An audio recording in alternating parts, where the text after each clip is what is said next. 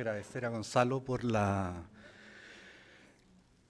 invitación a invitarlo. Esa es como la primera cuestión relevante. Después a todos ustedes por asistir, a, a Miguel por la coordinación general de toda esta puesta en escena.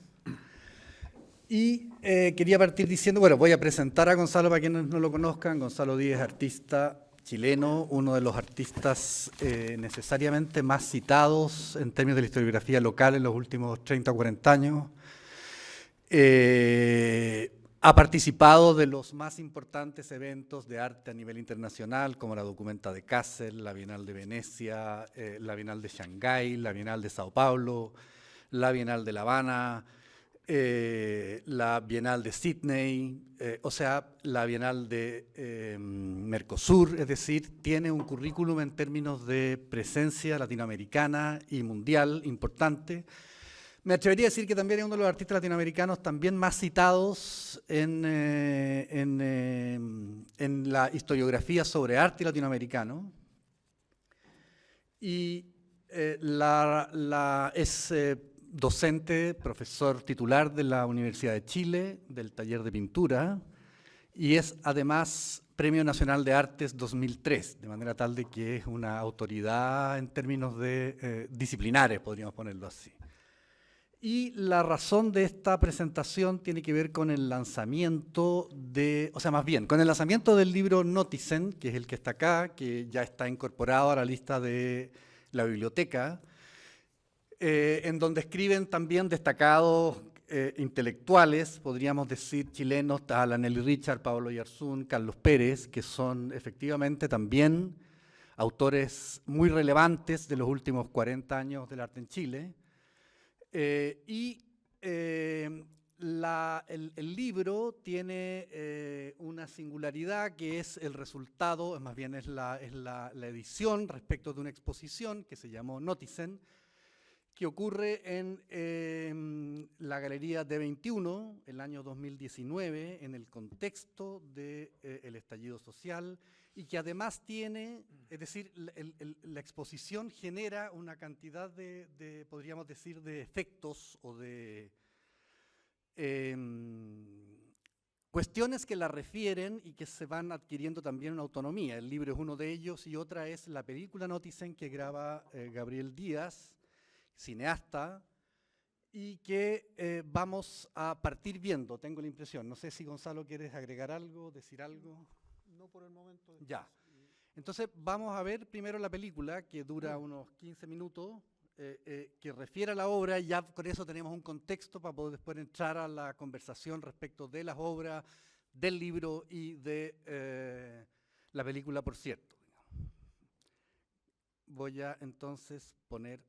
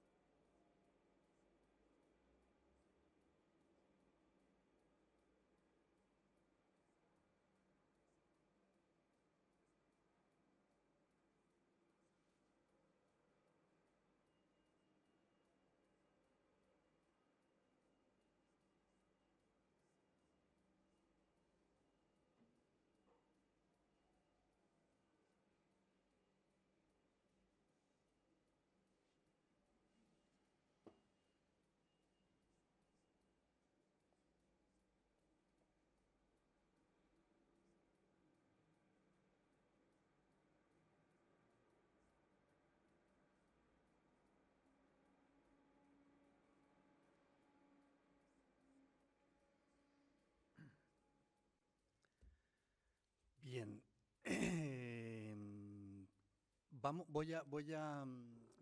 Nosotros habíamos hecho, ¿por qué la importancia de ver la película? Porque uno de los temas que nosotros hicimos, o más bien, yo hice una especie de esqueleto de guión para la conversación con Gonzalo y aquí tengo mi torpedo, espérenme un segundo. Y también me tomé una libertad creativa, cosa que uno no debe hacer, pero en fin, que tiene que ver con haberle tomado unas fotos para que vayamos revisando la presentación visitando las obras a nivel de fotos, digamos. Pero lo hice tomándole fotos al libro. Entonces, y me voy a adelantar al guión un poco. Espérense, voy a tratar de poner esto en visualización, pantalla completa. Entonces le tomé fotos al libro que de alguna manera nos permite ir juntando las dos cosas, las obras y la otra parte. Pero mi primera pregunta tiene que ver con, que no estaba en el guión, que es una pregunta sorpresa, que es la dedicatoria. La dedicatoria a la novia muerta, a Tatiana Nikolaevna Romanova, gran duquesa de Rusia, que es una de las hijas, la hija mayor del zar, muerta, asesinada por un pelotón de fusilamiento del ejército soviético, y que está citada en una de las obras. La novia muerta es una de las obras que ustedes vieron en la película. Entonces, me interesaría primero hacerte esa pregunta, la cuestión de la dedicatoria, respecto de esa obra y a ella en particular. Bueno, antes de responder eso, no estaba preparado para eso. Agradezco a Pablo y a la universidad y a la Escuela de Arte por esta aceptación para el lanzamiento del libro, aceptación para este acto. Y antes, Pablo, quisiera remarcar el asunto de que este libro, que es el motivo de este acto, el lanzamiento de este libro, aparece retrasadamente con respecto a los materiales que se hace cargo, que es esta exposición que acabamos de ver, registrada en video, registrada por Gabriel Díaz, y que es una muestra que quedó atrapada, diría yo, en una especie de abismo, dice por ahí, insondable, entre el estallido social, lo que se llamó el estallido social de octubre del 19, y la peste que se declaró inmediatamente después de la inauguración de esta exposición en diciembre del 19 y enero del 20, etc. Quedó ahí esa obra, esa exposición con todas esas obras un poco perdidas para siempre en ese abismo, rodeado por estos dos hechos de connotación social, de una energía que sobrepasa por mucho cualquier posibilidad artística, diría yo. Sin embargo, quedaron estos vestigios y todas estas obras están guardadas en una bodega, algunas ni existen porque una vez que se desarman desaparecen. Y quedó entonces un registro, un registro fotográfico que hizo Brandmeier, y quedaron estos textos escritos por Nelly Richard, Pablo Yarzún, Carlos Pérez Villalobos, Eugenio Dittborn, sí. Que son el motivo principal del libro y quedan recogidos aquí con más o menos 4 o 5 años de retardo. Entonces es un libro retardado totalmente, que aparece descontextualizado con respecto a los asuntos de que trata el libro. Eso habría que remarcar esa cuestión porque es una característica, digamos, de esta publicación. Eso. Dedicado a la princesa esta obra Todas las obras son bocetos. Yo le llamé ensayos objetuales o algo así. Son meros bocetos. Quería ensayar con esta obra asuntos relativos a la relación del arte con el transcurso o con el curso irrefrenable de la historia. A través de aquel antiquísimo argumento de la belleza. No me acuerdo ahora los datos, no los traje tampoco, desgraciadamente.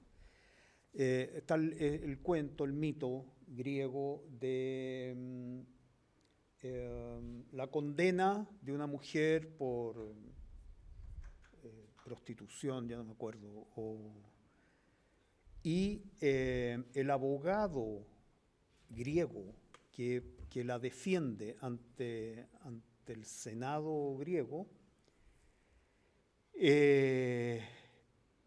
usa el argumento de la belleza y lleva a la mujer acusada al foro y la presenta desnuda frente a sus jueces. Y está la belleza de la mujer que todo la perdona.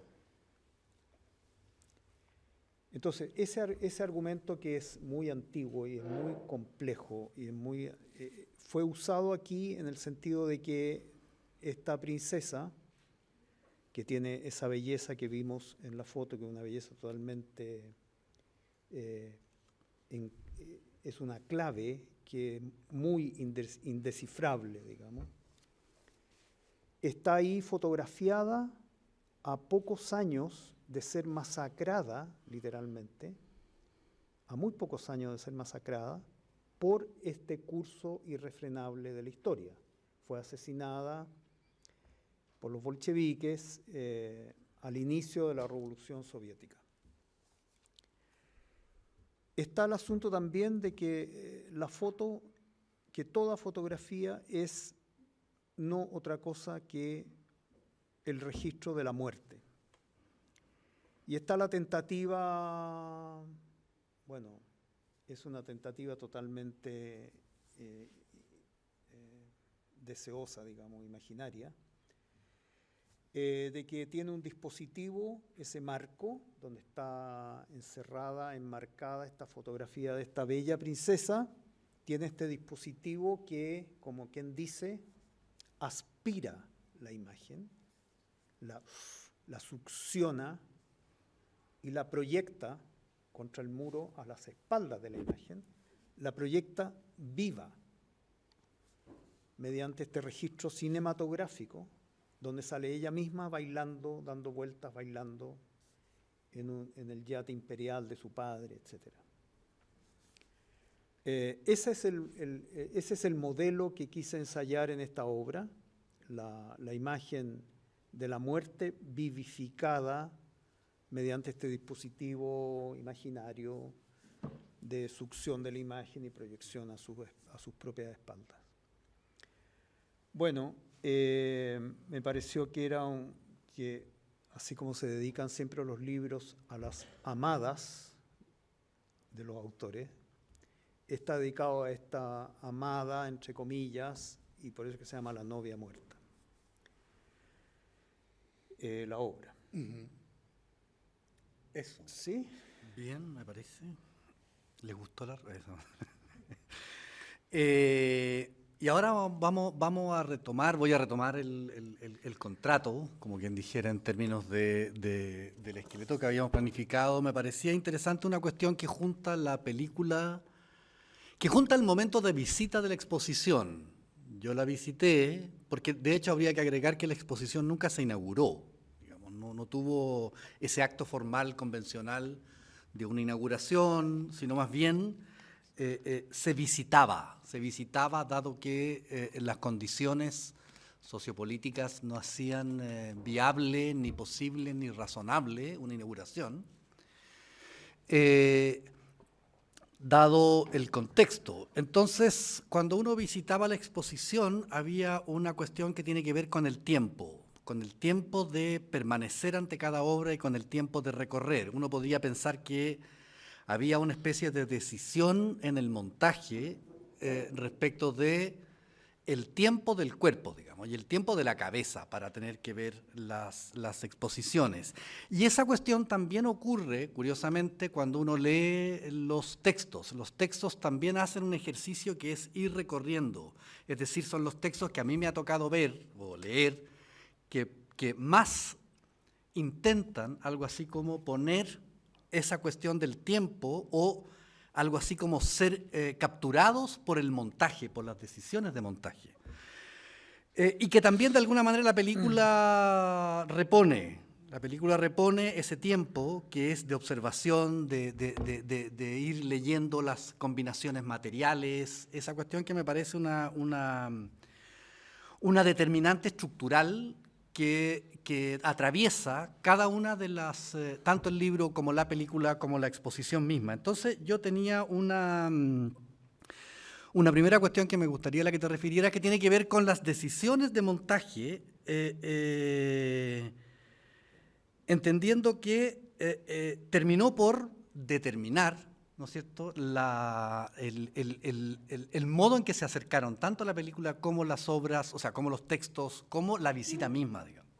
Lo que sería una cosa como obvia, digamos, uno visita de acuerdo a, pero aquí la cuestión hace un ejercicio capaz de permear distintos formatos, por decirlo de una manera. Entonces, mi pregunta era, ¿cómo se decidió el montaje y su importancia estructural para las obras? Bueno, se podría decir que todo montaje es decisivo en la estructura de las obras, sobre todo estas, que yo diría casi todas, no tenían una realidad previa. Ninguna de estas obras fueron armadas ahí mismo, digamos, por primera vez. Habían, por supuesto, yo hice pruebas técnicas y de medidas, de proporciones, ensayos de materiales y todo ese tipo de cuestiones que hay que hacer para que la cosa no fracase rotundamente. Pero el armado y por lo tanto la estructura final de las obras, de casi todas ellas, fue hecho ahí mismo. Entonces, no terminó de haber decisión de montaje, yo creo, en este caso. Fue el montaje que pudo ser, pudiendo haber sido otro. Creo que partí precisamente por esa obra que estamos viendo ahí, la de la izquierda, que se llama El mito de la caverna, y que precisamente en esta vista se ve su estructura. Tiene dos partes principales. Una es esta palabra de bronce tensada por dos resortes, puesta allí y asistida por esta especie de personaje en que se transforma el trípode que está delante, que sostiene un aparataje de focos y un espejo. Está como asistida e intervenida también por ese personaje, por eso que en un momento esta obra se podría haber llamado El poeta también.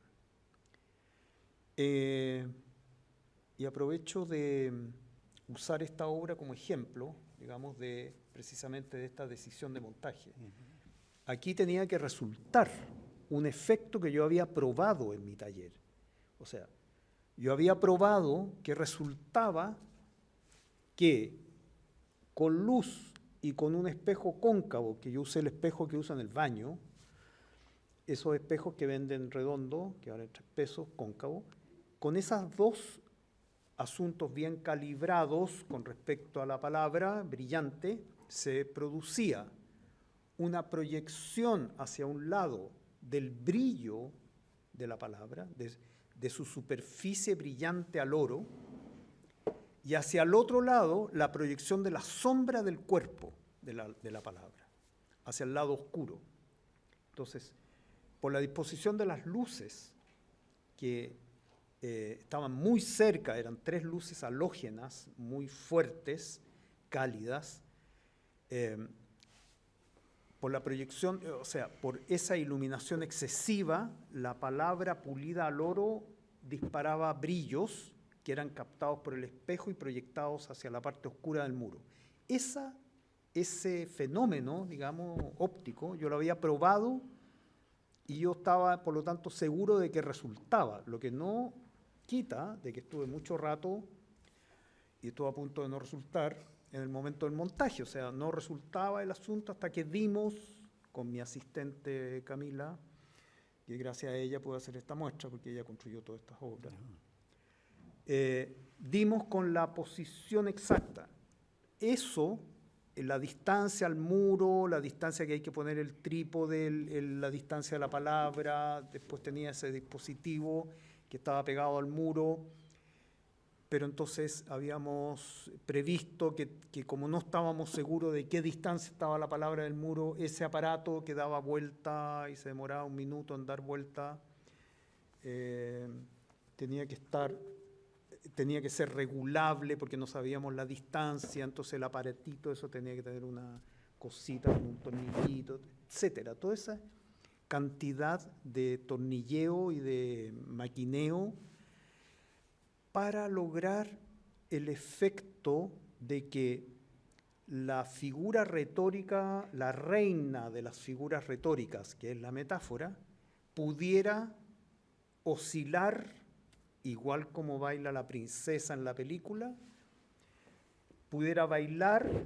eternamente, y habíamos calculado que la oscilación por esa tensión de resorte duraba 1 minuto más o menos, entonces la vuelta del aparatito tenía que durar 1 minuto, y al cabo de 1 minuto le volvía a echar vuelo, entonces estaba permanentemente esta palabra oscilando.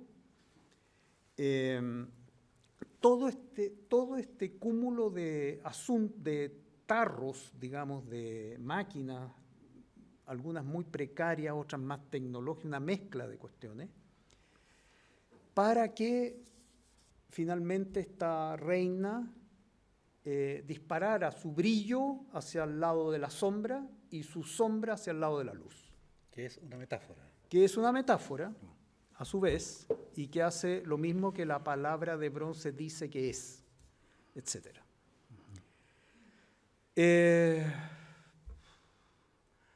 Bueno, para precisamente trabajando en otro libro, porque yo parece que ya estoy a la altura de hacer puros libros,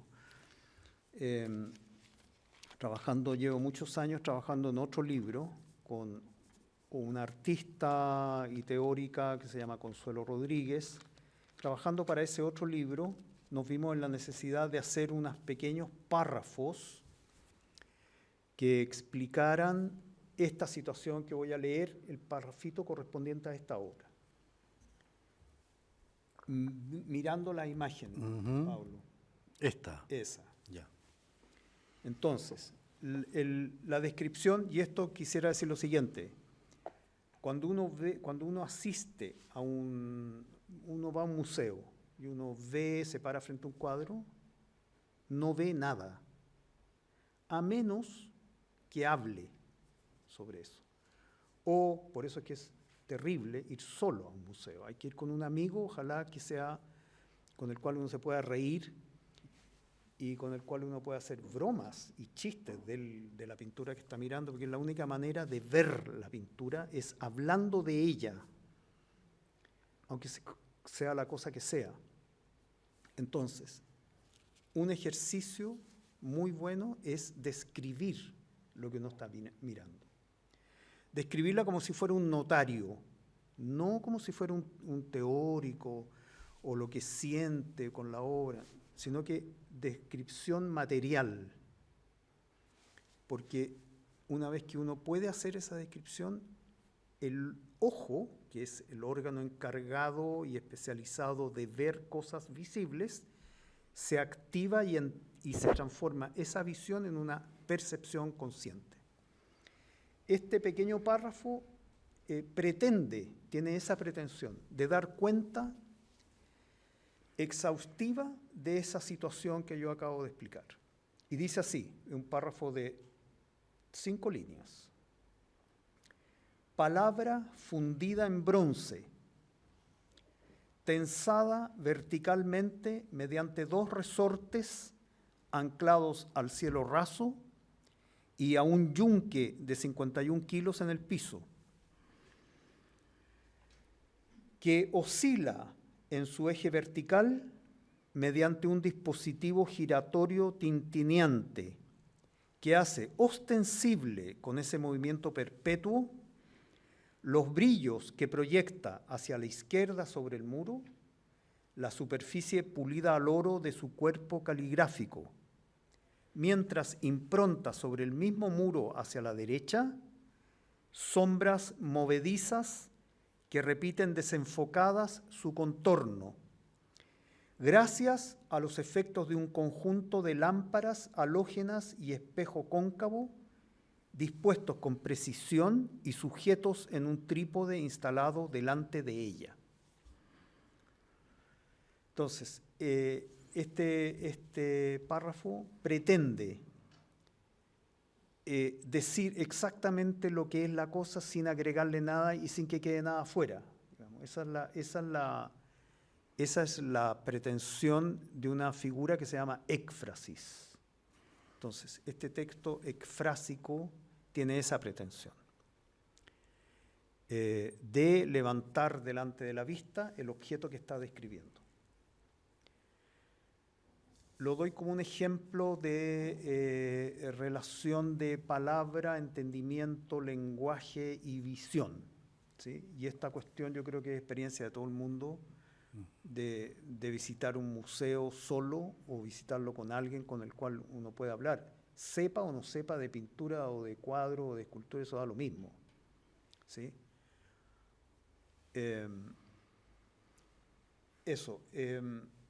Entonces, la pregunta por los criterios o la voluntad que hubo de disponer estas cosas en un espacio, bueno, siempre está, el problema clásico es la naturaleza de las cosas que hay que disponer en un espacio determinado.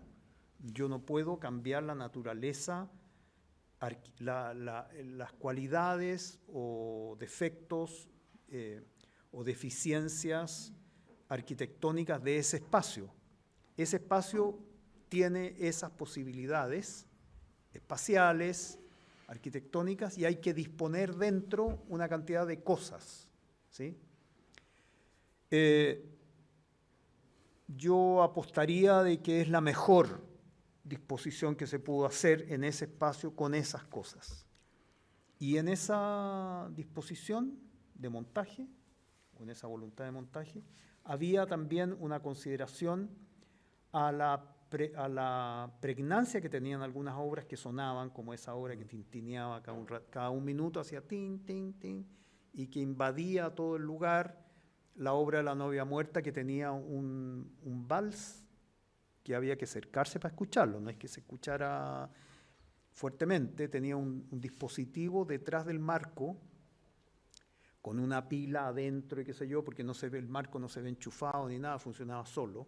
También el proyector arriba funcionaba sin estar enchufado, porque tenía toda la energía adentro del marco.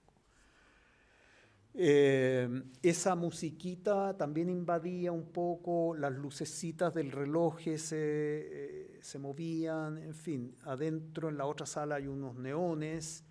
Entonces había una pequeña contaminación sonora y visual también de una obra con otra, cuestión que es muy buena porque se produce una especie de tejido conjuntivo de la muestra, digamos. Apostando a que todas las obras de muy distinta raigambre, y algunas eran hechas 2 años antes, otras todas fueron terminadas ahí mismo, pero estaban pensadas, ensayadas con algún tiempo anterior. Todas las obras esas, apostando a que todas las obras pertenecían a una misma matriz de pensamiento y que podían entonces podían ponerse una cerca de otra y producir una coherencia de sentido, digámoslo así, algo así. Ahora también colaboró, lo que tú decías, de esta diferencia que había en ese momento, noviembre del 2019, con el estallido social un mes antes, colaboró esa diferencia porque se producía una especie de... uno salía de la calle y entraba al revés. No es que uno salía de aquí entraba a la y salía a la calle, sino que uno salía de la calle, donde estaba lleno de humo,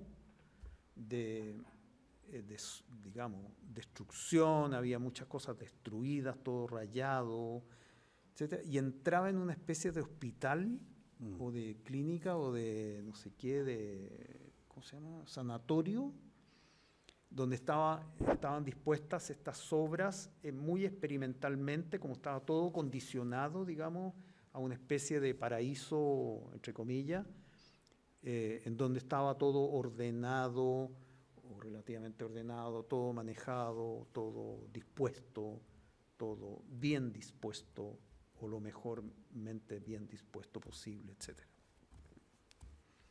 Sí, hay a propósito de eso, que tiene que ver con la cuestión del sonido. Pablo Yarzún en el texto refiere a la idea de que le ha llamado siempre la atención una especie de sonido que acompaña las condiciones materiales en tu obra. Y en otras prácticamente una cuestión más estructural, como en el Vals de la Novia, en donde efectivamente es un material más. Sí. Y también hay una cuestión que es interesante, que a la que te refieres ahí, es que el sonido de la calle igual entraba a la sala, sí, pero entraba algo así como en el mismo tono, por ponerlo en términos, que cierto sonido de las obras. No es que se conjugaban, no es que el sonido de la calle, algo así como saliera de la calle para entrar al espacio, pero sí estaba permanentemente porque las condiciones materiales o arquitectónicas del espacio tiene grandes ventanales y por tanto el sonido entra mucho. Entonces uno puede ver en la película también que hay una cosa con el sonido entrando, un sonido entrando y que a uno le cuesta distinguir qué es lo que es interior de lo que es exterior.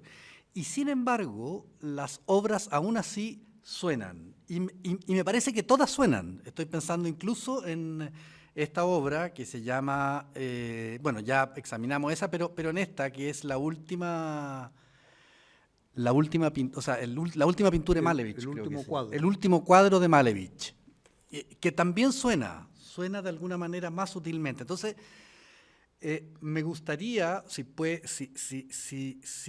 de qué manera tú hayas estado asumiendo esa cuestión del sonido, o es una consecuencia material, puramente material, o juega algo así como ¿cómo se podría decir?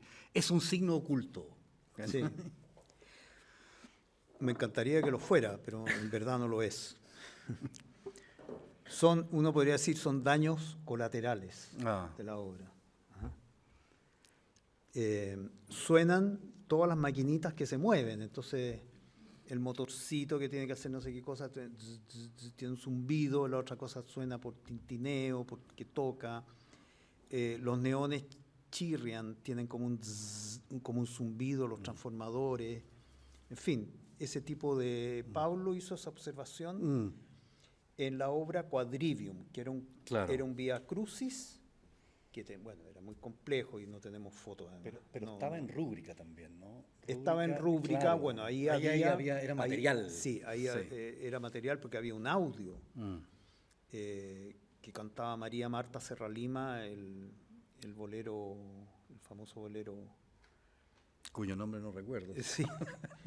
Sí.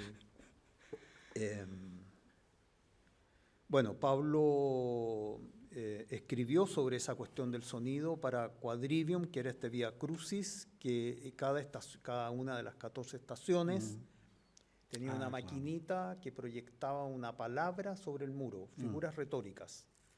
Precisamente una de ellas era metáfora, sinécdoque, metonimia, etc.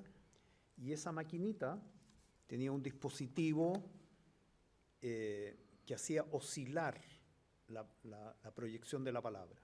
Entonces era una palabra en luz, que decía metáfora, por ejemplo, en luz sobre el muro, y la palabra hacía shac, shac, mediante un mecanismo de una rueda excéntrica, de un motorcito con un resorte que agarraba el magazine y le hacía así a la diapo, ¿sí? Eran unas maquinitas precarias que fueron hechas especialmente para eso, proyectorcitas con oscilación.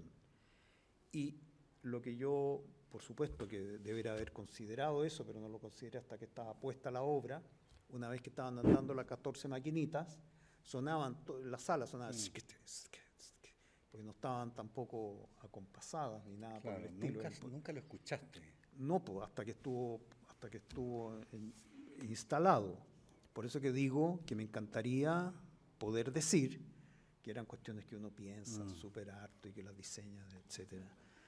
Son daños colaterales, pero que se asumen porque son, finalmente aportan un sentido. Igual que aquí, el yunque del piso que sujetaba el resorte, teníamos el problema de no perforar el parqué de la sala, porque costaba 5 millones reponer la plaqueta. Entonces, ese yunque yo lo usé en mi taller para hacer las pruebas de tensión de los resortes, que por lo demás hubo que mandar a hacerlo varias veces porque era mucho, era poco. Y resultó que el yunque terminó siendo muy fundamental para la obra, porque la obra tiene que ver con la cuestión de la fragua, del lenguaje, digamos. Entonces son cuestiones que, bueno, probablemente estén en el lenguaje, en las 4 o 5 palabras que uno tiene en una maleta y que usa todo el rato siempre igual para todas las obras de la vida. No son más de 4 o 5, tampoco son muchas más. En fin, ese tipo de consideraciones con respecto a esa pregunta del sonido. Que es claro, es porque uno podría decir que una de las cuestiones que engaña las prácticas artísticas visuales es que en realidad el sonido está siempre. Pareciera ser que el sonido está siempre acompañando cualquier montaje, porque acompaña a cualquier lugar, porque es una condición más de la percepción del sujeto, digamos. Entonces, el sonido es una consideración interesante que uno podría pensar siempre que asiste. Y incluso el silencio museal le hace algo a las obras. Le hace algo que no es lo mismo que es, por ejemplo, yo estoy pensando, voy a usar esa analogía, que es el fotógrafo de arquitectura. El fotógrafo de arquitectura saca las fotos siempre previamente al ruido que significa la contaminación del sujeto habitando, digamos, ¿cachai? Es una cosa increíble. Y uno escucha ese silencio en la fotografía, lo escucha infinitamente. Entonces es bonita la idea de que uno escucha permanentemente las obras, indistintamente de si suenan efectivamente o no, digamos. Y me quedé también pensando en otra cosa, y me estoy yendo un poco del guión, pero supongo que ese es el plan, o era el mío al menos, o está siendo el mío, que tiene que ver con la cuestión porque, claro, lo que tú refieres a la idea del poeta en esta obra, que podría haberse llamado el poeta, que también está referido en la conversación que tuviste con Pablo, porque Pablo Gerson lo refiere en el texto, que es que en el otro caso podría haberse llamado, imagino, el pintor. Y es bonita esa posición, porque de cualquier manera, tú hablaste de ver pinturas, y eso revela tu origen, tu matriz constitutiva, que es la misma mía, porque él era mi profesor, entonces es la misma, que es pintor. Sí. Pero además un tipo de pintor, porque en el sentido de que hay un fondo clásico en el lugar del trípode, que es el punto de vista de un sujeto, referido a algo así como uno hoy día está dado pensarse en el arte contemporáneo que hay un sujeto que es múltiple y que tiene múltiples puntos de vista, y ya no habría punto de vista, digamos. Sin embargo, ambas trípodes fijan a un sujeto respecto de un punto de vista. Es decir, hay una cosa como albertiana en la disposición. Y que revela, aquí me estoy mandando las partes,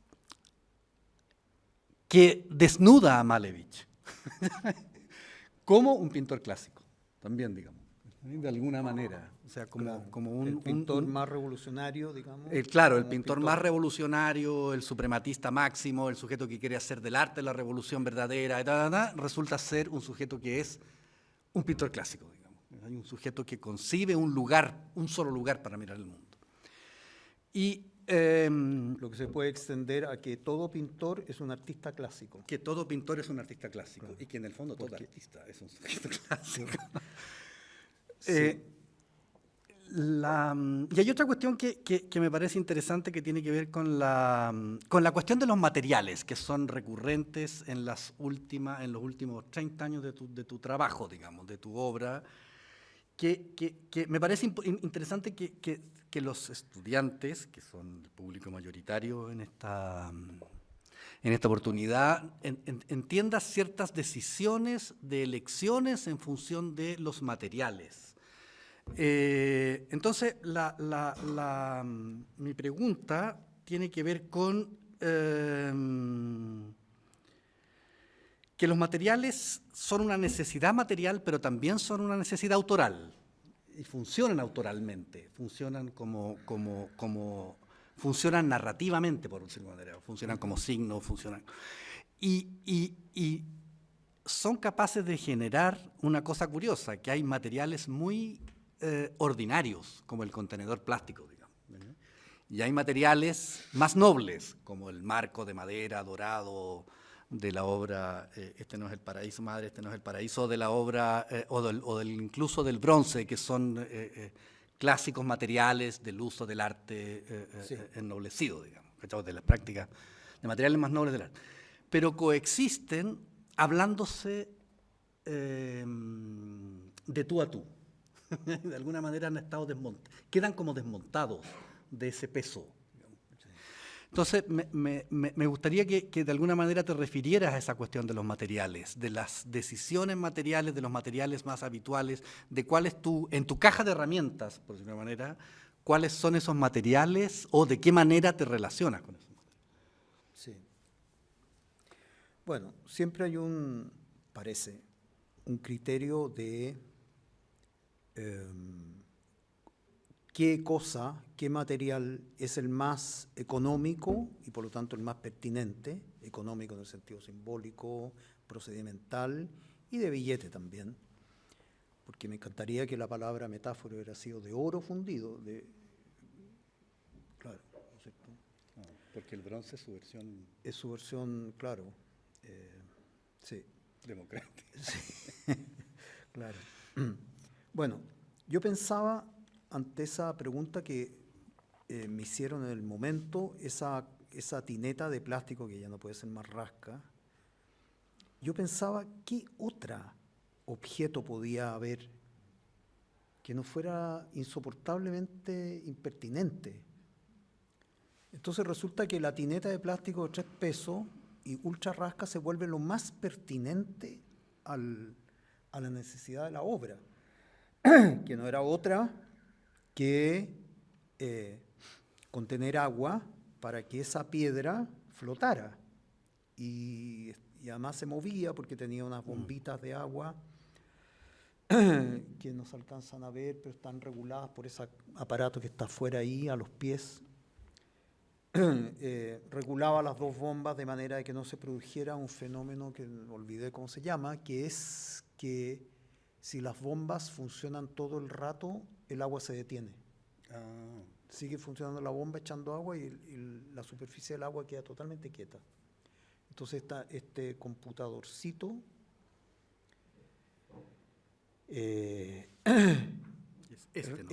regulaba el funcionamiento de una bomba, hacía andar una y se cortaba la otra, etcétera, y se producía un choque entonces la piedra estaba todo el rato así moviéndose Y golpeando el plastiquito. Claro, era como una especie de monstruo de hipopótamo, no sé qué, de un pequeño monstruito, que era una piedra enorme de este porte, muy impresionante, del volcán Choshuenco. Entonces, eso o la decisión de dejar los enchufes al aire, por ejemplo. ¿Qué otra cosa se puede hacer? Esconder los enchufes para que se vea más elegante la obra es lo peor, ¿no? Y además está la cuestión de que el enchufe termina funcionando también como un elemento de conexión. La palabra conexión conecta el enchufe. La palabra conexión es muy importante. O de flujo eléctrico. En fin, es parte del asunto. Por eso es que me esmeré en que la novia muerta no tuviera ningún enchufe y funcionara como mágicamente, a pesar de que tenía una proyección de video y tenía sonido. Entonces era como una autonomía de ese cuadrito, que según yo era muy buena. No sé si alguien se dio cuenta, yo creo que nadie se dio cuenta de eso. El yunque es un objeto que yo he usado en muchas obras. El resorte está trancado con un atornillador al yunque, que fue la manera que lo probamos en el taller con anterioridad. Me parece que funciona perfecto. Entonces ahí hay una mezcla también de el espejo del baño, pero puesto allí con los 3 focos y qué sé yo, se transforma en un aparato como científico, que tiene algo de eso, porque digamos, yo he visto experimentos ópticos en laboratorios científicos que son muy parecidos, o sea, son cuestiones hechas con alambritos, pegados con tape, para hacer la prueba experimental que se requiere. Tenía como ese criterio. Y al mismo tiempo mezclaba la cosa con esta cosita que tenía que dar vuelta en 1 minuto, para lo cual requería de un aparatito, no sé cómo se llaman estas placas de circuito integrado, sí, no sé qué, todo eso hecho por el papá de Pablo Ferrer. Arduino. Sí, algo así. Entonces era muy tecno, y la petición que yo le hacía a la persona que hacía esto era que el cosito diera una vuelta en 1 minuto, para lo cual había que ralentar el motor eléctrico, etcétera. Bueno, ese tipo de cuestiones súper tecno, no sé si son súper a esta altura, yo creo que es una tecnología totalmente, es como el neón también. Claro. El neón es una tecnología muy artesanal del siglo XIX, que tiene, sin embargo, una eficiencia. Entonces uno podría pensar, ¿cómo hago un texto? ¿Cómo le doy cuerpo a una palabra? Puede ser en bronce, puede ser pintada, grande, bonito, como los carteles de micro, o como el letrero que tenía la micro al lado, que estaba pintado con letras góticas, con pintura, etcétera. Puede ser con ampolletas, etcétera. ¿Cuál es la manera más apropiada para darle cuerpo visible a un texto, a una palabra, etcétera? Esas decisiones, en el caso de la obra esta Civitas Dei, donde están las jerarquías celestiales, la decisión fue usar neón, y ahí tiene una cantidad de relaciones que uno puede hacer con las jerarquías celestiales, etcétera. Cada uno de esos bultos podridos, de tierra podrida o qué sé yo, equivaldrían a estas jerarquías celestiales. Entonces esa tensión que está amparada por esta cama dorada, donde está todo esto dispuesto, etcétera, conforma esa cuestión que queda encerrada con ese término Civitas Dei, la ciudad de Dios. O esa mesa de estilo, con una pata quebrada, y que tiene ese rayo, esa antena, que era una condición de la obra. Hay 3 obras que tocan el cielo raso y el piso, que me interesaba esa cuestión, no sé mucho por qué. Como que conectaba el techo del espacio con el piso, en este caso por esa antena, esa especie de antena que se puede alargar y ajustar, digamos, para sostener el proyector, que proyectaba esa peliculita de la costa, sí, con olitas, el mar, sobre el Código Penal chileno. y puesto en esa mesa con una pata quebrada y cambiada o reemplazada por la hoz y el martillo de bronce. Bueno, ahí hay una... Claro.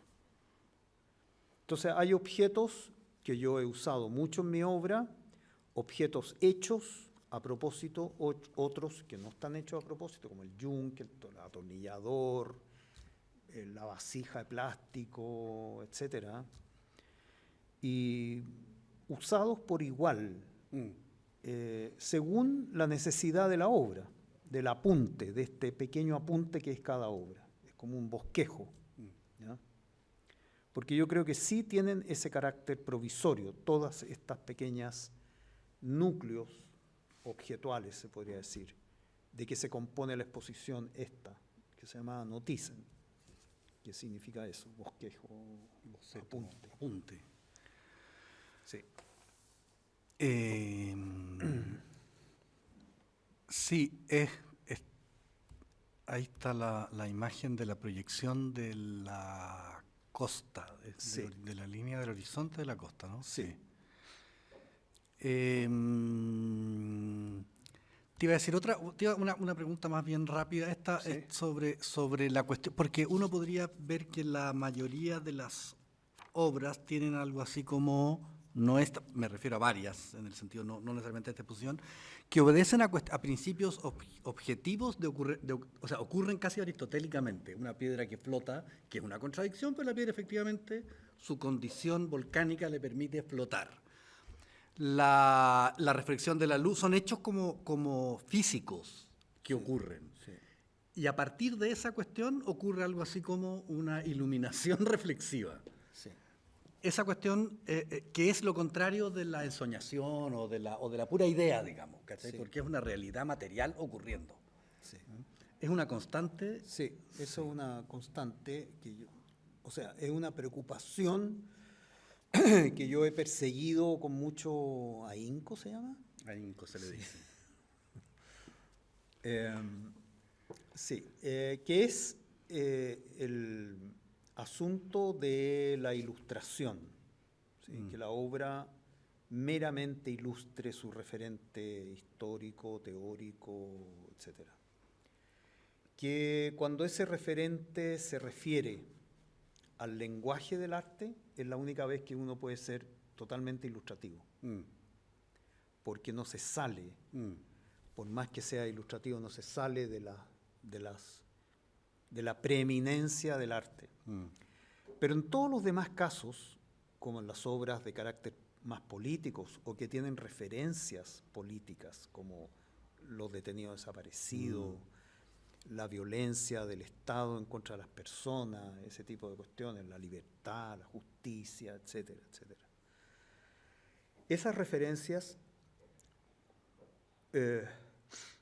son muy difíciles de que la obra soporte ese discurso y no sucumba ante él. Claro.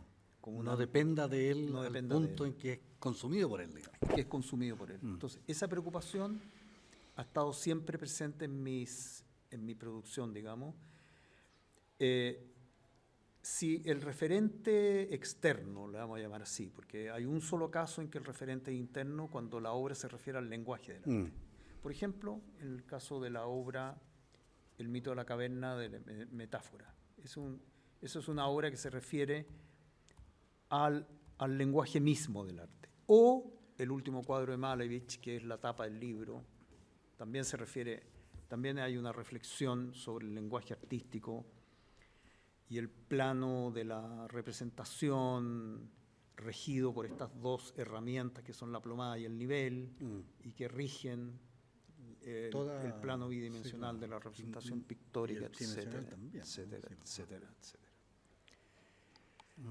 Entonces, esa preocupación fue en parte, hay una invención que yo escribí por ahí en algún texto referido a este problema de la ilustración y que tiene que ver, y que se relaciona con una metáfora náutica que se llama estar al garete. Estar al garete es el momento en que un barco, sometido a una eventual tormenta que se avecina, en vez de anclarse el barco con dos cadenas, con dos anclas, como se debe anclar un barco, se ancla solo con una cadena, de manera que el barco pueda girar en torno a ese punto fijo que está abajo en el agua, pueda girar y no enredarse las cadenas y hundirse el barco. Entonces, esa situación se llama estar al garete. Igual uno podría decir que una obra referida, por ejemplo, la obra esta de la novia muerta, referida, se llama La novia muerta en el centenario de la Revolución Bolchevique.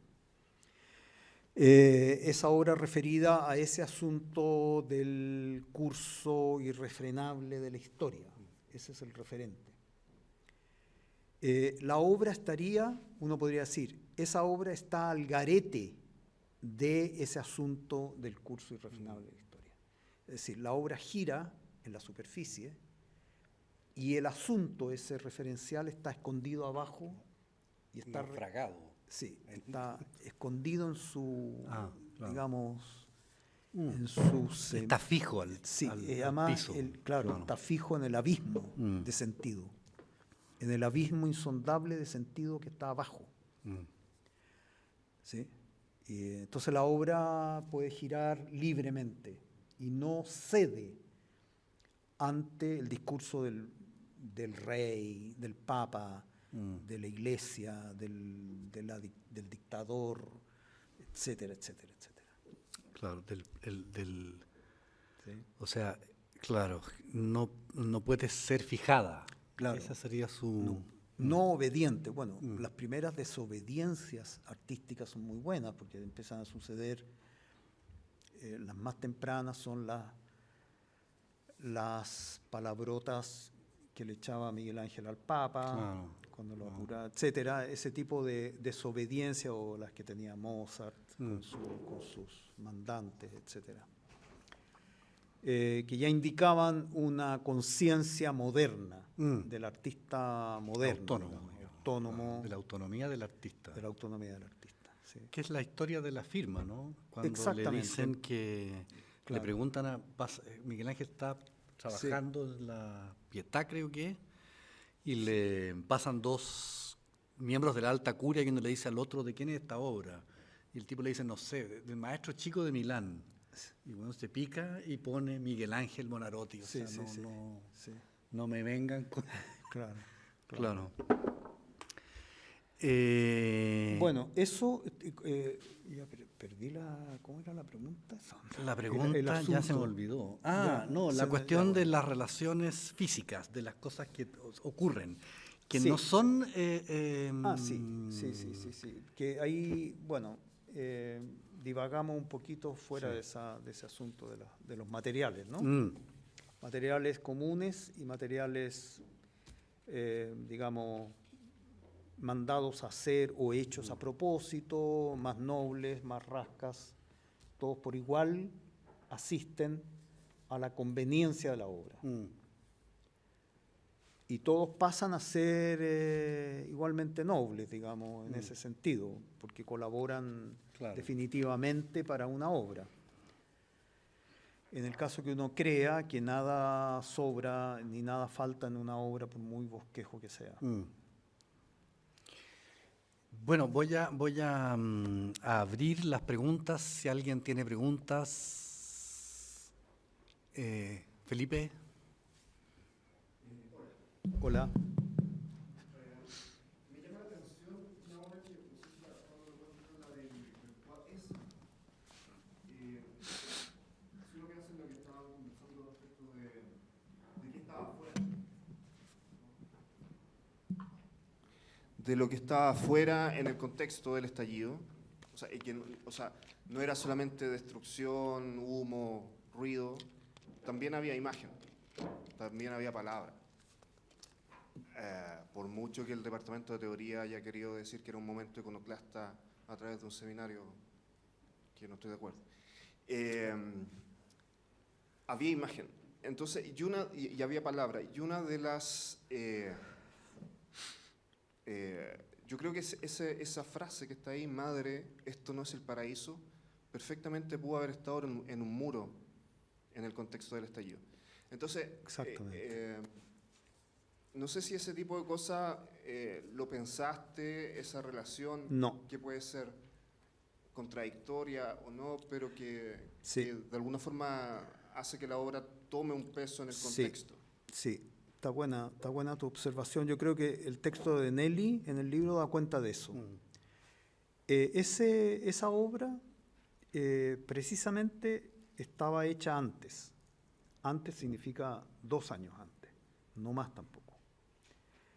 Efectivamente, lo que tú dices es totalmente cierto. O sea, ese mismo texto podría haber estado afuera, sin ningún problema.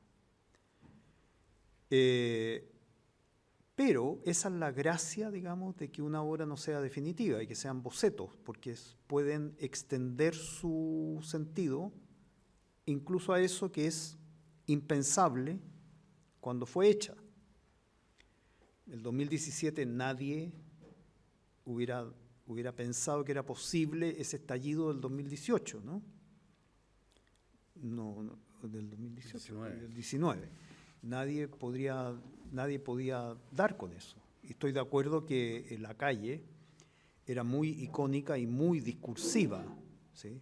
Extremadamente discursiva. Eso es precisamente lo arrasante que tenía La Calle, frente a cuyo desparpajo y producción excesiva de necesidad social, una exposición sucumbía, pero como barquito de papel. Como barquito de papel en el océano tormentoso, ¿cachai? Así que estoy totalmente de acuerdo, pero en verdad yo no podría decir que había pensado en esa... Y eso se refería más bien a... Y esa es una de las voluntades más precisas de montaje. Hay una foto que se ve eso y se ve el último... Esa. Es ese cuadro dado vuelta como una bandera que se arría, se dice, arriar la bandera. Sí, claro. Se baja la bandera de esa pintura decimonónica ultra julera podrida ya de latera y de poco, o sea, absolutamente hipersabida, digamos, 10.000 veces pintada. Claro, era terrorífica la pintura. Está puesta de manera que uno podía ver, separado por ese muro, el pasado de la pintura, un lenguaje muerto, digamos, y el lenguaje del futuro, ¿sí? En el último cuadro. Otro lenguaje muerto, ¿no? Que hoy día también es un lenguaje muerto, sí. ¿Y esa imagen, esa marina, es un póster, es una pintura? No, es un óleo de un pintor francés que no recuerdo el nombre, y no quiero recordarlo tampoco, pero que tiene su precio. Era un cuadro muy preciado que yo recibí de herencia y que, Era muy preciado. No vale nada. que ya ahora volvió a tener precio. Al revés, volvió a tener precio. Claro, por fin vale algo. Por fin vale algo. Yo creo que el marco vale más que el cuadro. O sea, sí. Es una pintura, ya no es lo peor. A mí, bueno, efectivamente de chico a mí me daba un poco de terror esa pintura. Era bien terrorífica porque no es que esté diciendo yo que era artista desde chico. Esa gente que dice yo soy artista. Era terrorífico porque había 2 iguales o muy parecidos con esos barcos en la... Tiene una cantidad infinita de formas establecidas. Tiene una boya en primer plano, después Turner, descubrí que tiene esa misma. O sea, obedecía a un código ya absolutamente usado y recontrausado, etc. Entonces, como el ejemplo de la pintura podrida, muerta, ¿sí? Por eso es que está al revés y arriando como una bandera que va para abajo, como duelo. Frente a esta promesa malevichiana del cuadro de luz, del cuadro pintado con luz, ¿sí? Con pura luz, que también era una pretensión que fue expresada por lo demás por Matisse, ¿no? Muchos años después. Eso, la única representación posible es este caos lumínico, o sea, donde no hay ninguna estructura salvo la expansión lumínica. Eso. Gracias. Gracias. ¿Alguien más tiene alguna pregunta? Dale nomás.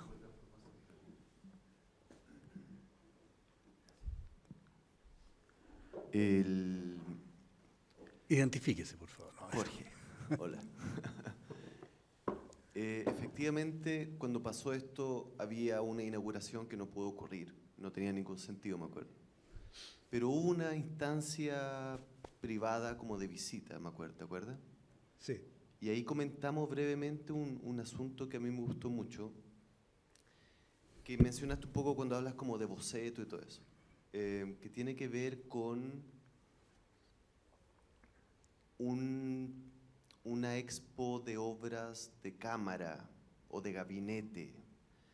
Entonces hay como dos tipos de trabajo, hay muchos tipos de trabajos que he hecho, pero hay como dos momentos. Están las grandes instalaciones, que corresponden tal vez más al mundo de la Bienal, ¿cierto? De cierta escala. Y están estas que a mí me llevó inmediatamente al Festín de Baltasar, por ejemplo. Sí. Que son trabajos más de gabinete, cámara. Sí. Y pensaba qué bien le hace el parqué a este tipo de trabajo, ¿cachai? Y en un suelo como este, creo que este tipo de movidas no tendría como ningún sentido o pierde mucha gracia. Y lo comento más que nada como para...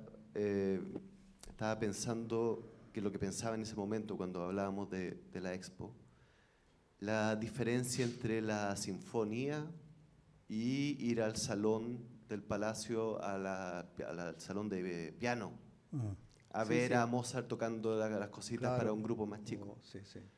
Que son como dos cosas muy, muy distintas. Sí, sí. Y tal vez sí, comentar cómo este lugar, con su parqué, departamento, Providencia del 60, ¿será? 70. ¿Cómo afecta también la disposición, no solo el montaje, pero también como el espíritu Sí, sí. del espacio, Sí, ¿no? sí. Y los trabajos? Bueno, evidentemente yo he trabajado, era la segunda vez que trabajaba en ese espacio de 21, que es un departamento, de una casa, digamos. De hecho es Departamento 21. Departamento 21, o sea, ¿no? Es una casa de familia, por decir así. Pero el mismo parqué que tiene el Museo Nacional de Bellas Artes. Pero efectivamente, claro,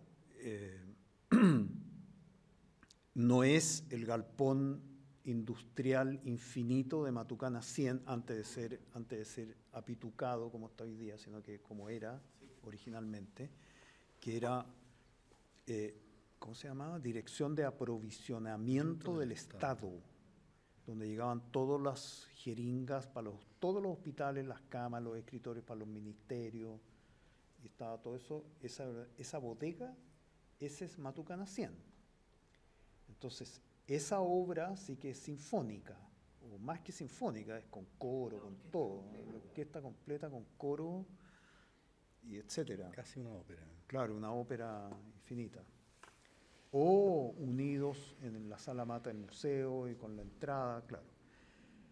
Evidentemente que ese tipo de obras no se puede hacer en D21, entonces aproveché la situación de D21 para juntar estos bocetillos que yo estaba haciendo, también cansado de hacer la super ópera y la super cuestión, porque también es muy agotador hacer esas grandes obras que después uno pasa el tiempo, un poco de tiempo, y uno dice, no sirven para nada, también, o sea, sirven para menos que esto.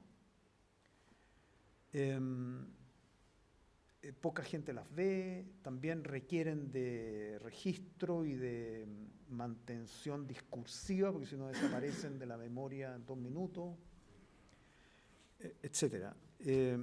Toda esa cuestión tiene que ver con la efectividad del arte en la sociedad actual y esta especie de desjerarquización completa de todos los ámbitos de producción, incluyendo los industriales, ¿sí?, que hay hoy día.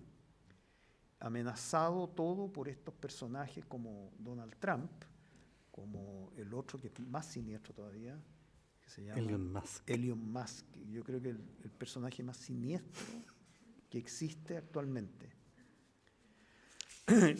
Y ese tipo de desregulación planetaria. Y que el arte está participando de esa dispersión infinitamente fragmentariosa, digamos, que se produce más allá de la gran época de las vanguardias, ¿no es cierto?, que uno casi anhela, con esta división de Estados Unidos, Unión Soviética, con una línea divisoria en donde el mundo tenía una estructura, ¿no? Una vez que cae la Unión Soviética, queda un poquito el desorden y empiezan todos los comerchifles, pero comerchifles comerciando bombas atómicas y toda esta cuestión muy siniestra que hoy día ya ha llegado a institucionalizarse. Sí, Elon Musk es el signo que hay que ponerle atención. Ese gallo va a juntar en 2 minutos más toda la robótica, toda la investigación biológica, la inteligencia artificial, todos los satélites, que ella es dueño de todo, y que nadie, la NASA, que era la agencia de administración del espacio, así son de simple los norteamericanos, ellos no administran nada en este momento, y este señor tiene el espacio lleno de basura, sube todos los satélites que se le canta, nadie le dice nada, y bueno, ese pato lo vamos a pagar, no creo que yo alcance a pagarlo, o estar presente para que lo paguen. Esa cuestión va a ser siniestro en 20 años más, 10 años más. Sí, yo creo que el modelo es Blade Runner. Claro, Yo creo que hay que volver a Blade Runner, ese es el momento que estamos. Monos mecánicos con memoria de sí mismo, con biografía. Sí, bueno. Bien, ¿alguien tiene alguna otra pregunta? Si no, cerramos acá. Ah, sí, adelante, perdón. Bueno, muchísimas gracias. Me pareció muy sugerente la conversación que tuvieron a propósito de lo del sonido, porque estaba pensando que también me pareció muy sugerente el ejercicio que hiciste de lectura, porque pensaba, tú hiciste un ejercicio de ekphrasis y pensaba, en general, esa ekphrasis puede verse en la historia del arte, qué sé yo, ejercicios de análogo, pero yo estaba pensando, por ejemplo, en Vanitas de Ditborn, cuando se hace la exposición en Matucana 100, ¿verdad?, que uno lee el libro, pero podía visualizarlo como un gran cuadro. Sí. Entonces, pero hay una especificidad de eso ekfrásico, como tú lo llamabas, en tu trabajo. Y quizá, no sé, yo creo que no está muy alejado de esta idea de daños colaterales, como de una pérdida. Tú has hablado también de tu trabajo como un retraso. Sí. Y bueno, es quizá un marco muy amplio, pero pensaba, a partir de ahí, esta idea de Notizen o de cuaderno de apuntes, ¿por qué la referencia en alemán? ¿Por qué el nombre en alemán? Si es que tiene quizás conexión con esto, ¿no? O sea, como esta idea de un acceso más difuso. Sí. ¿No? Bueno, porque el alemán tiene esa trampa, digamos, que uno cree que Notizen significa noticia. Claro, sí, porque eso comentamos que no utilizaste Nachrichten, que podría ser claro. Sí. Y significa eso, apunte, ¿no? pero además forma, esa palabra forma muchas otras palabras que tienen que ver con cuaderno de apunte, con cuaderno de bosquejo, que son todas formas y estructuras y objetos muy usadas por los artistas. La libreta de apunte donde uno toma un bosquejo. Esos son lo que son las obras. De hecho, el libro, tú te equivocaste, Pablo, se llama Notizheft. Ah, pero es que yo nunca estuve en colegio alemán. Claro, la exposición Necesito se a llama la Tere, que Notizen. es la que me Claro. es mi traductora usted- alemán. Mire, qué buena. Notizheft es cuaderno, Heft es cuaderno, sí. Entonces este sería el cuaderno de Notizen, de la exposición Notizen. Bueno, creo que tiene una eficiencia en ese caso el nombre por esta ambigüedad que retarda un poco, porque no cuesta nada saber inmediatamente, ahora uno pone el teléfono en el diccionario y sabe lo que es, pero lo retarda un poquito.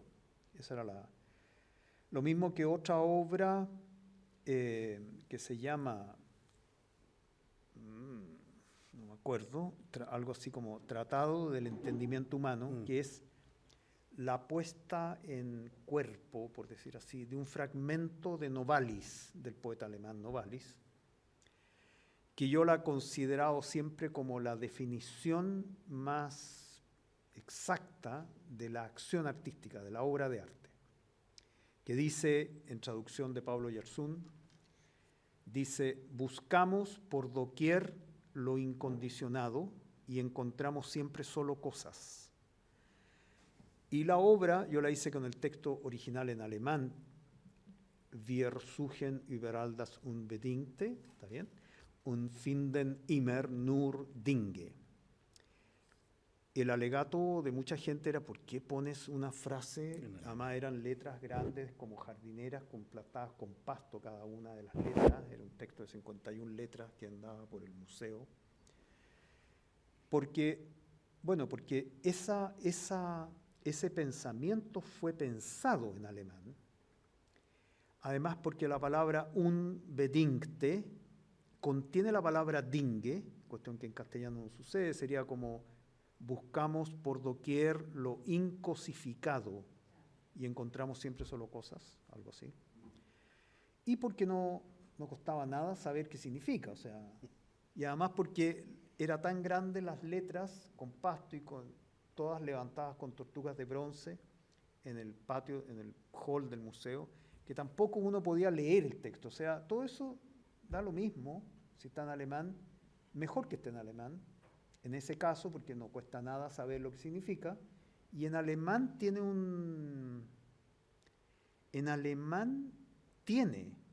se produce el pensamiento. El sonido del pensamiento. Sí, el sonido del pensamiento, que el pensamiento es puro sonido. Bueno, en fin, esas cuestiones, y además, sí, como que me resuena un poco, bueno, eso son como trancas que uno tiene. Yo estuve en un colegio alemán. Me quedó esa resonancia. Bien, ¿alguna otra pregunta? Les quiero agradecer la asistencia, a Gonzalo, la presencia, y a Muchas todos gracias. ustedes la paciencia, escucharnos, y contarles que el libro, una vez más, que el libro quedó en biblioteca. Si lo quieren leer, no hay problemas, está dispuesto y va a ser material probablemente para varios de ustedes que lo puedan necesitar o querer. Hay tres, insisto, hay 4 textos, a mí se me había olvidado mencionar a Edith Bonn, que son muy, muy bonitos porque además recorren de manera muy distinta a la muestra, digamos. Sí. ¿Estos textos estaban pensados, este libro estaba pensado para el 2019-2020 la publicación? O sea, los Sí. autores vivieron en ese momento. Sí, estos autores me ofrecieron, una vez que vieron la muestra, me ofrecieron escribir. Como son autores muy espectaculares, según yo, y según tú también, ¿no? Según yo también. Y además Pablo Yersun ha escrito sobre mi obra muchas veces, y la Nelly es muy, muy importante lo que piense, etcétera. Ese material quedó ahí guardado porque no tenía ninguna posibilidad. Imagínate que vino la pandemia de inmediato, quedó hasta que yo le conté a un alumno mío que está aquí presente, ¿o no? Cristian Tejo está ahí, Ah, fue alumno mío, que con Francisca Galás, que está aquí, también estudiante de arte. Les conté este cuento hace 2 años atrás, debe haber sido una cosa así. Les dije, mira, está este material para que ustedes vean no sé, debe haber sido algo así, no me acuerdo bien el contexto, para que ustedes vean cómo funciona la producción artística. Está este material que es lo mejor, de mucha calidad, digamos, está esa obra, fotos de Brandmeier, textos de la Nelly, de Pablo Yarzunaí, guardados en una carpeta para siempre. Y ellos transformaron esa conversación, que fue muy casual, en una voluntad de hacer algo con eso. Presentaron un fondar muy bien formulado por Cristiano, así que les agradezco, están los dos aquí. Ellos, gracias a ellos, existe este libro. aquí sentados. Francisca Galás, por favor. Póngase de pie. Póngase de pie. Y Cristian Tejo, y Cristian además diseñó el libro, lo diseñamos juntos. El libro tiene una gracia, según yo creo, que la puesta en página de los textos, que es el motivo principal del libro, es muy bonita, está muy pensado, la caja con la tipografía, con la interlínea, está muy bien trabajado, que generalmente eso no se trabaja muy bien en Chile, el diseño tipográfico de un libro, ¿sí? Eso está dan ganas de leerlo, ¿sí? Textos que son un poco difíciles algunos. Así que esa es gracia de estos 2 niños, que son alumnos míos, y presentaron este fondar, se lo ganaron de inmediato porque estaba muy bien hecho, y hicieron el libro, y esto forma parte de las obligaciones que el fondar pide para terminar el proyecto, este acto, ¿sí? Tuvimos un lanzamiento también en la misma galería, y fuimos también a el liceo público Alberto Plesgana de la comuna de Conchalí, donde tuvimos muy buena recepción con los estudiantes de tercer y cuarto medio, creo, ¿sí? Ese es el cuento del libro. Y gracias por la pregunta, porque se me había olvidado darle las gracias a los que hicieron posible el libro. Bien. Bueno, muchas gracias a todos los presentes. Gracias, Pablo. Qué bueno el sistema,